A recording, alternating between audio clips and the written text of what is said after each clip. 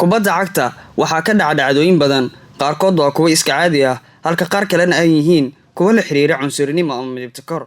Cunsuriyeenta ama midabta koorka waa kuwo ku soo badanayay kubadda cagta sanadihii dambe, inkastoo ay tahay dhaqan hore oo laga tagay. Haddaba waxaan halkan ku soo qaadan doonaa shantii dhacdo ee ugu xumeyd oo kubadda cagta ka dhaca, kuwaas oo la xiriira midabta koorka ama cunsuriyeenta. Lambarka 5, tababaraha reer Scotland, ninka lagu magacaabo Molky Mackay waxa uu caan ku ahaa wararka lagu soo daawaco joornaalada, iyadoo fikradaha uu dhiibanayo inta badan ay ahaayeen kuwo jinsi faquuqa la xiriira. Tababaraha reer Scotland waxaa ku socday baaritaan la xiriira qoraallo taxane ah oo ka dhaxeeyay isaga iyo ninka lagu magacaabo Liam Moody. Qoraallada midabta koorka la xiriira ee uu adeegsan jiray Liam Moody waxaa ka mid ahaa dameerka buuran, wuxuuna ahaa tababare mar walba adeegsada erayo la xiriira midab faquuqa. Lambarka 4, wixii qabsaday Kevin Prince-Boateng. Horaantii bishii Janaayo ee 2013 waxaa fal cunsurnimo lagula kacay Kevin Prince-Boateng xilli ay AC Milan ciyaar saaxiibtinimo la ciyaareysay kooxda heerka hoose ee lagu magacaabo Kubadda. Xilligaas Kevin Prince-Boateng wuxuu ahaa ciyaaryahan AC Milan ka tirsan. Boateng mar walba wuxuu wajihi jiray hadallo midabta koor ah ka hor markaas, kuwaas oo kaga imaanayay dhanka taageerayaasha, balse mar walba wuu iska indhatiri jiray. 25 daqiiqo ciyaarta oo socota ayay taageerayaasha kooxda heerka hoose ee Talyaaniga bilaabeen inay ku dhawaaqaan daanyeerka madooba, balse Boateng markaan waa uu u dulqaadan waayay waxa ku dhacay. Wuxuu qaatay kubadda isagoo ku tuuray dhanka taageerayaasha isaga midabta koorayay. Ciyaartoydii garoonka ku jirtay ayaana garab istaag weyn u muujiyay Kevin Prince-Boateng. Kadib ciyaarta, Boateng ayaa warbaahinta u sheegay waxay nafteedu i leedahay xaalad noocan ah kuma ciyaari kartid kubadda cagta. Lambarka 3, Samuel Eto'o iyo taageerayaasha kooxda Real Zaragoza.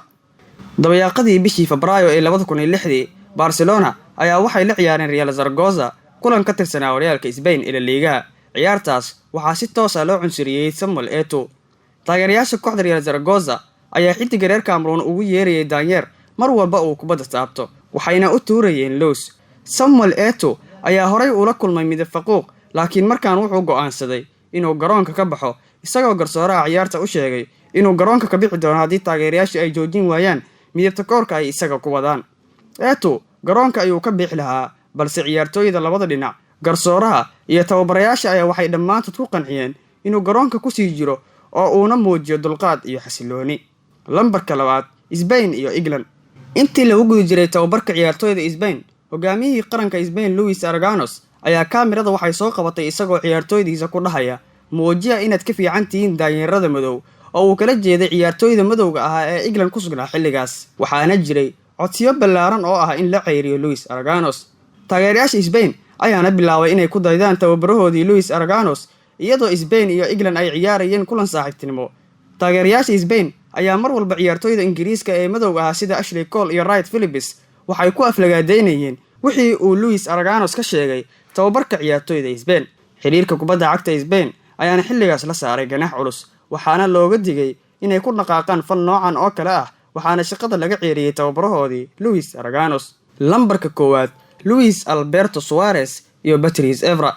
Dhacdadan ayaa noqotay tii ugu weyneed uguna caansaneed, iyadoo qof walba uu xasuusto wixii dhex maray Luis Alberto Suarez iyo Patrice Evra intii ay socotay ciyaar u dhaxaysay Manchester United iyo Liverpool 2011. Luis Suarez ayaa lagu eedeeyay inuu aflagaadeeyay Evra, waliba isagoo isticmaalaya erayo cunsurinimo ah. Suarez ayaa wuxuu adeegsaday ereyga necro oo Isbaanish ah, lana micnaha doqonkii madooba.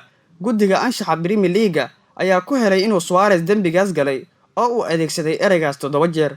Xitaa wuxuu dhahay lama hadlaayo dadka madow.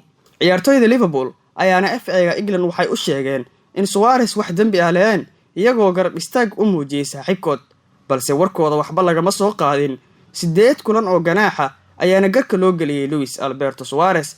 Dhacdadan ayaa noqotay midii ugu weyneed, iyadoo qof walba uu xasuusto wixii dhex maray labadan xidig.